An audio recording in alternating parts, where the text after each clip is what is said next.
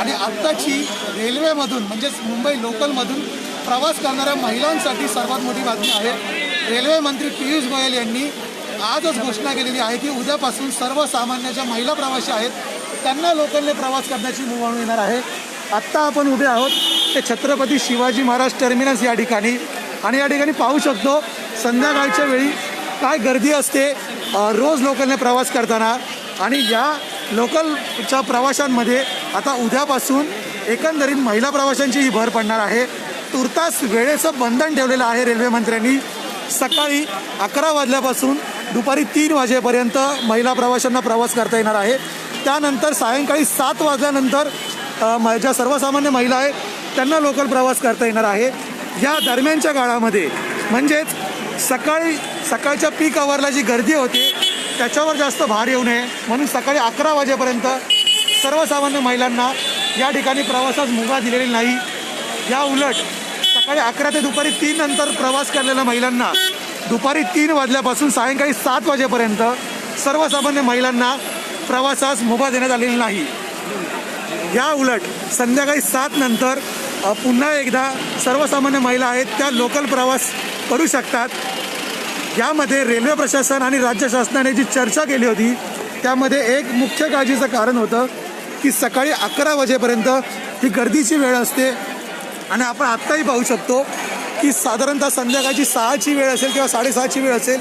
संध्याकाळी 5 वाजता जी शासकीय कार्यालय आहेत ती सुटल्यानंतर मोठ्या प्रमाणात प्रवाशांचा जो लोंढा आहे तो CSMT स्थानक असेल किंवा चर्चगेट असेल ही जी प्रमुख स्थानक आहेत दक्षिण मुंबईतली की जी शहराला जोडलेली आहेत, शहरातून उपनगराकडे प्रवासी जातात, या ठिकाणी या गर्दीच्या वेळी मोठ्या संख्येने लाखो प्रवासी येत असतात।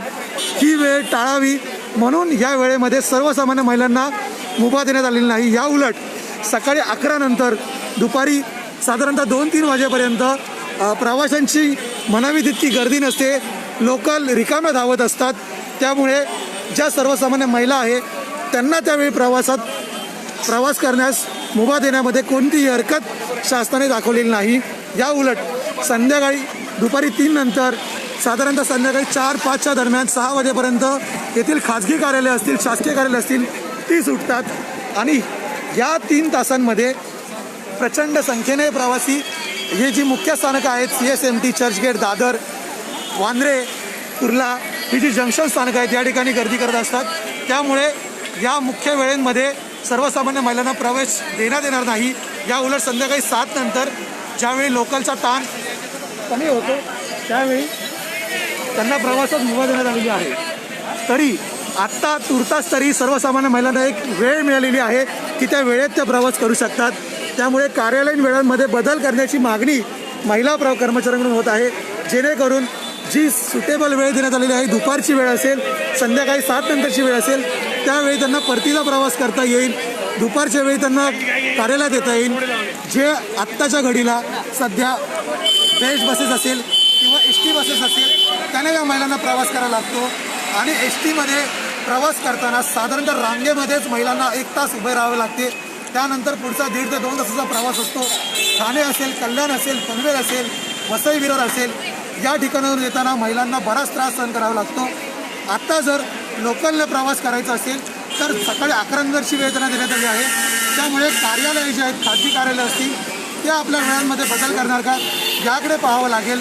अन्यथा जी वेळ महिला प्रवाशांना देण्यात आलेली आहे सर्वसामान्य महिलांना ती तितकी फायदेशीर त्यांना ठरणार नाही। तरीही आत्ताच्या घडीला प्रवास करण्यास मुभा मिळालेली आहे, हीच त्यांच्यासाठी मोठा दिलासाजनक बाब आहे। पुढारी ऑनलाईनसाठी अजिंक्य सावंतसह चेतन नावरे, मुंबई।